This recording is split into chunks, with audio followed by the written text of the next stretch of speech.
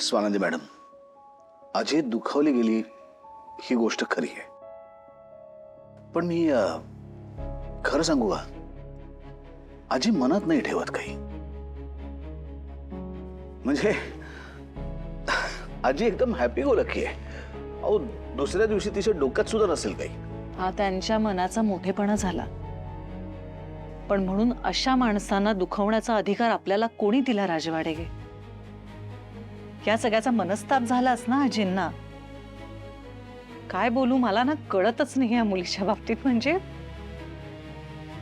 घ्या, मी पुन्हा तिथेच येऊन पोहोचते. मी फक्त माफी मागू शकते तिच्या वागण्यासाठी. स्वानंदी मॅडम, आता नका ना परत तेच सॉरी पुराण सुरू करू. तुमचा काही दोष नाहीये याच्यात. का तुम्ही सॉरी म्हणताय? आणि सगळ्यात महत्वाचं म्हणजे ती भांडी नाही ना गेली, ती घरातच आहेत ना. आणि सुष्मिताच्या बाबतीत म्हणाल ना तर मला असं वाटतं की ती खरंच लहान आहे. तिला या घरामध्ये या घरची सून म्हणून स्वतःचं अस्तित्व सिद्ध करायचं असं मला वाटतं. हो, पण मुळात का, कशासाठी? आणि तिचं अस्तित्व मुळात नाकारताय कोण इकडे सांगा बरं? आता केलं ना सगळ्यांनी हे मान्य, आणि इच्छा नसतानाही आपण ती गोष्ट मान्य केली की ती या घरची सून आहे. आता अजून काय वेगळं सिद्ध करायचंय तिला? मला ना राहून राहून का माहित नाही असं वाटतंय की नाही सुष्मिता असं वागणार हो. म्हणजे मला तिचं हे वागणंच पटत नाहीये. म्हणजे हा, म्हणजे ती थोडी इमॅच्युअर वागते, उथळ वागते कधीतरी.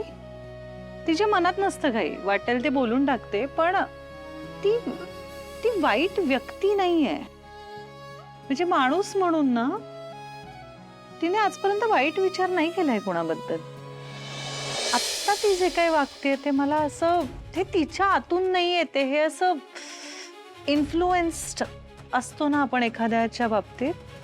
म्हणजे मला असं वाटतंय की ती काकूंमुळे कदाचित इन्फ्लुएन्स्ड आहे का. काय? काकू? नाही नाही नाही स्वानंदी मॅडम, काय बोलता तुम्ही? माझे काकू? अहो स्वानंदी मॅडम, काकू का करल असं? उलट तुम्ही बघितलं नाहीत का, दरवेळेस ती सुष्मिताला समजावत असते, तिला सांगत असते समजावून. दिसतंय मलाही ते. म्हणजे मी सुष्मिताला तिच्या जन्मापासून ओळखते ना, रागवणारी, भांडणारी, काहीतरी स्वतःच्या हक्कांसाठी वगैरे लढणारी, किंवा मुळात आजींसाठी इतकी महत्वाची असलेली त्यांची भांडी विकणारी बहीण नाही हो माझी. ती कशी आहे माहितीये का, ती तिच्यात रमते. म्हणजे तिची ऑडिशन्स, तिचं मेकअप किट, एखादी छान एक्सपेन्सिव्ह लिपस्टिक, मग त्यासाठी पैसे साठवणं, रील्स बनवणं, स्वतःचे फोटोज काढणं, कुठल्या अँगलमधून आपण छान दिसतोय, माझे फॉलोअर्स किती आहेत, आणि 2-4 फॉलोअर कमी झाले तर तिला वाईट वाटतं, 2-4 वाढले तर तिला पार्टी करावीशी वाटते. अहो एवढंच आहे तिचं विश्व. म्हणजे मुळात ना सुष्मिताला तर लग्न वगैरे करायचंही नव्हतं कधी. तिची स्वप्न फार वेगळी होती. त्यात तिने हे लग्न केलंय, आणि लग्न केल्यानंतर तिने घरात कुठल्या गोष्टीला हात नाही लावला कधी. ती घरातल्या सगळ्या गोष्टींवर अधिकार गाजवायला निघालीये वगैरे. हे माझ्या तर आकलनाच्या पलीकडचं आहे सगळं. स्वानंदी मॅडम, तुम्हाला हे का नाही कळत आहे की तिचं लग्न झालंय अचानक, आणि ती मोठी समजायला लागली आहे स्वतःला. तिला असं वाटतंय की या घरातल्या प्रत्येकाने या घरची सून म्हणून तिचा स्वीकार करावा. मला एवढंच वाटतंय. हो मान्य आहे, पण मला पटत नाहीये की हा विचार तिने एकटीने केलाय. म्हणजे खरंच केला असेल का? मुळात ती आत्ता आली आहे ना घरात. तिला या घरातल्या कोणाची ओळख नाहीये, घरात कोण काय काम करतं माहित नाहीये, कुठल्याच गोष्टी माहित नाहीयेत तिला. मग आपण अधिकार जाऊन कोणाकडे मागायचे हे कसं कळलं तिला? या गोष्टींचा अवेअरनेस आला कुठून? आणि अधिकार मिळवल्यानंतर त्यांचा गैरवापर कसा करायचा हे कसं कळलं सुशला? म्हणजे तिला कोणीतरी सांगतंय ना. तर आता अर्पिताताई नाही आहेत घरात तिचे कान भरायला, मग कोण करतंय हे? अंशुमन. म्हणजे त्याच्याबद्दल माझं काही फार बरं मत नाहीये, पण या किचन ड्रामाज मध्ये अंशू तिला गाईड करतोय?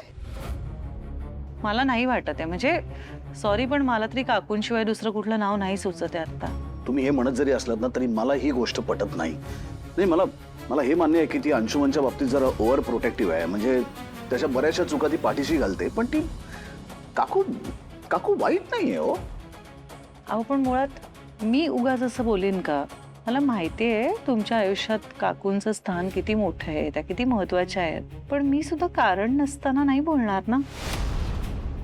प्लीज विश्वास ठेवा ना माझ्यावर. घरात जे काही घडतंय त्याच्या मुळाशी काकूच आहे. अहो, काकू आहे ती माझी.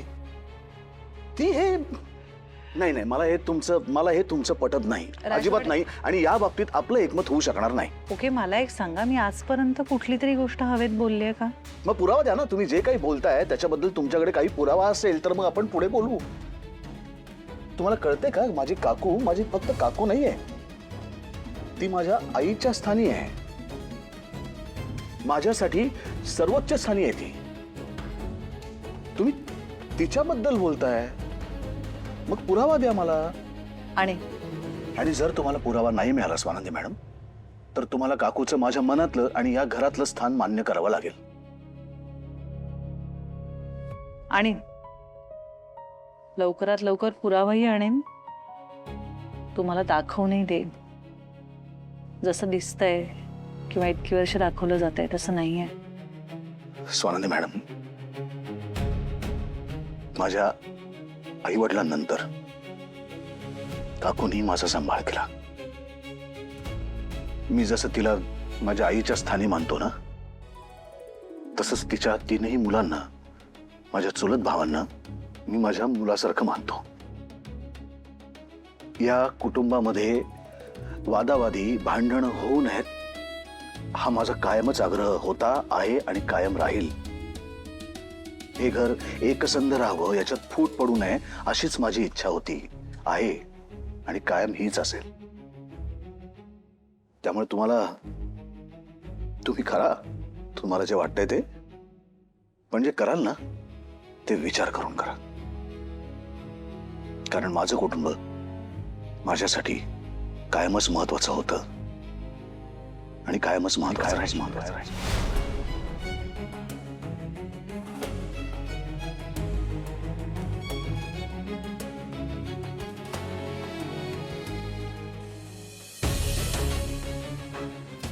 सृष्टीचं गुगलीच टाकली. चक्क स्वानंदीचा मुद्दा पटला तिला.